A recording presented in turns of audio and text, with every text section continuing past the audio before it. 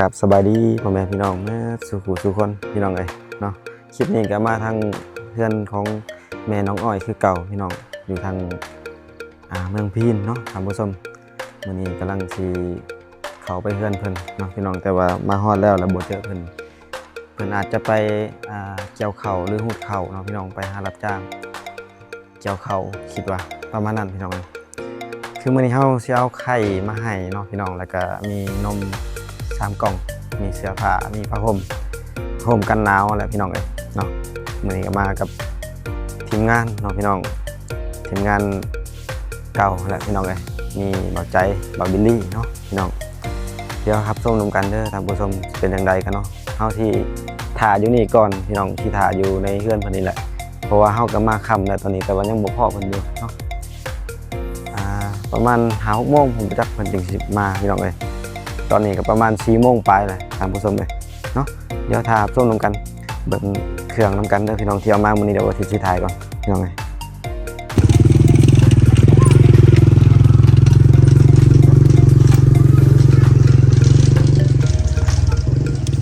เฮ้ยหน่อยได้หรือเปล่าวะ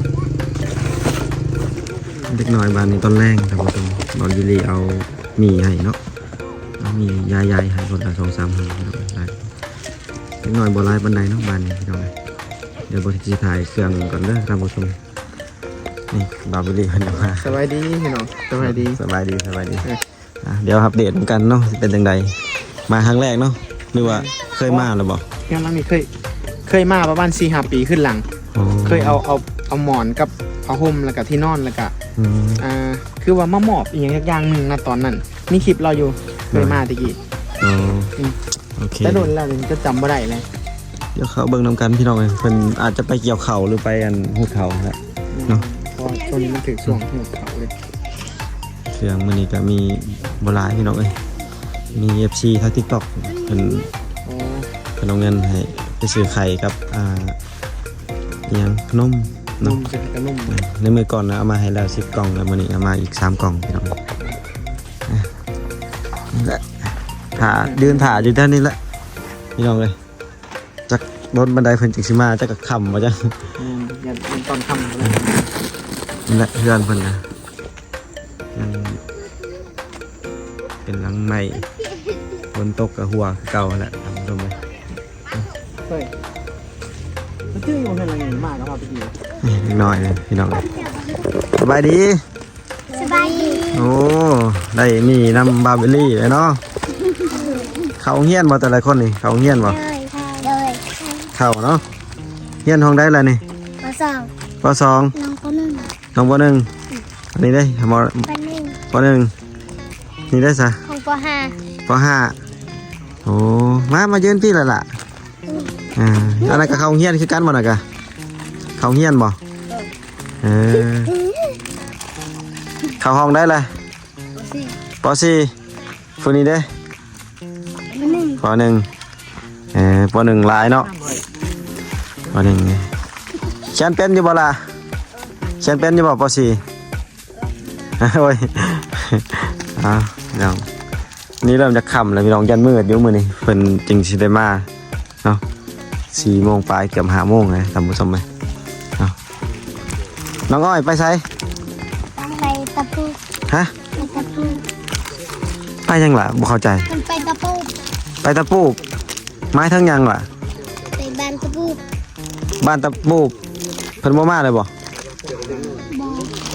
จังหวัดเพิ่นมาแม่นบ่ฮะจังหวัดเพิ่นมาติเพิ่นมาคุมื้อเนาะแม่นบ่ใส่เฮือนเจ้าอยู่ไสอยู่ลุมพุ่น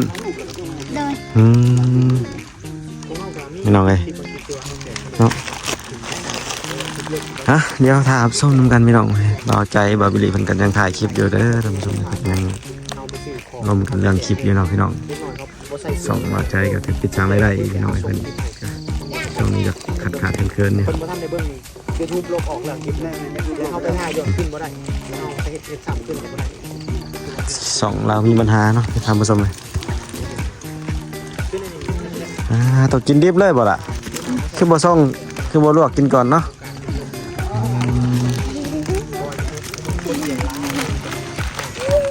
กินข้าวแล้วบ่กินข้าวเที่ยงแล้วบ่ยังเอาไปลวกกินเนาะเอาไปลวกกินข้าวเที่ยงเนาะไปลวกกินไหลต้องพี่น้องไงนี่แหละทางเขาหมู่บ้านเนี่ยย่างพ้นมืดนะทางผู้ชมเลยมืดเนาะโอ้กินดิบเลยเนาะแซ่บบ่แซ่บบ่ล่ะแซ่บบ่แซ่บบ่บ่แซ่บแซ่บผู้ชมเลยพี่น้องกำลังมาแต่เกี่ยวข้าวเกี่ยวน้ำทางผู้ชมเลยช่วงนี้กำลังเกี่ยวข้าวทางบ้านบ่อทิศเนาะทางเมืองพีนทางผู้ชมกำลังเกี่ยวข้าวช่วงนี้บุกนักนะพี่น้องเลยจังหวะก็เกี่ยวข้าวแล้วก็มีบุญอีกบัดนี้พี่น้องเลยบุญยังบุญกองข้าวเนาะพี่น้องแถวเขตบ้านบ่อทิศบุญหลายเลยทางผู้ชมเฮ็ดบุญตลอดเนาะในช่วงนี้เป็นบุญทรงเรือทางผู้ชมเลยเนาะเดี๋ยวจังหวะถ้าแม่น้องอ้อยมาแล้วจึงเข้าไปสวยอยู่เพื่อนหลังนั้นพี่น้องเครื่องเฮาก็มาหลายเลยพี่น้องเนาะพี่น้องเพิ่นไปเฮือนพี่น้องเสียอยู่ทางบ้านตะหมู่พี่น้องบ่อยู่ซ้ำเนาะเฮาสิได้กลับก่อนนะพี่น้องบัดนี้มาก็คือว่าแล้วบ่พอซ้ำมื้อนี้บ่ได้มอบเครื่องซ้ำพี่น้องเฮาก็สิเอาไว้มื้อหน้าอีกจึงสิมาใหม่เด้อท่านผู้ชมเด้อเนาะมาบ่พบพ่อมาซ้ำบ่อยู่เฮือนซ้ำท่านผู้ชมมีแต่มื้อหน้าจึงสิเอาเครื่องมามอบให้อำลังอีกเนาะท่านผู้ชมเดี๋ยวเฮาสิกลับก่อนเดี๋ยวฝากติดตามนำกันพี่น้องเลยว่าเฮาสิได้มามอบอีกมื้อใดอีกพี่น้องเลยขอปิดคลิปซ้ำนี้ก่อนเด้อท่านผู้ชมเด้อเนาะโอเคพี่น้องมื้อนี้สิไปถ่ายคลิปทางบางกอกปูนแล้วก็บ่าวบิลลี่แล้วก็บ่าวใจพี่น้องไปนำกันหลายคนมื้อนี้เนาะไปเดินทางเลยบัดนี้โอเคตอนนี้บ่ได้จะมาเอาเครื่องในตาฮิปที่ว่าเพิ่นเฮ็ดคลินิกเอาความสวยความงามอยู่ทางนครหลวงถามมาไปช่วยเหลือทางเขตชนบทพี่น้องไปช่วยเหลือน้อยที่เกิดใหม่เนาะพี่น้องอันนี้เมาแล้วอยู่อโลซิตพี่น้องเลยเดี๋ยวฝากติดตามชมกันนี่ครับไก่ตาฮิปคือกันที่เพิ่นซื้อไข่2แตะแล้วก็นม3กล่องพี่น้องเดี๋ยวเฮาสิไปมอบมื้อนี้เลยขอบใจหลายๆเด้อไอ้เด้อโอเคพี่น้องซื้อไข่มาแล้ว2แตะเนาะแล้วก็นม3กล่องเดี๋ยวเราซื้องอนลงกันพี่น้องโดนกันมาให้ถึง700,000 บาทซื้อไข่นมแล้วก็ที่เหลือก็เป็นใส่น้ำมันเนาะตามผู้ชมเดี๋ยวรับชมนำกันเขาสิไปมอบเครื่องอยู่ทางเพื่อนแน่น้อยที่ว่าเกิดใหม่แล้วพี่น้องเลยฝากติดตามรับชมนำกันเด้อตามผู้ชมขอบคุณใจขอบคุณหลายๆเด้อเลย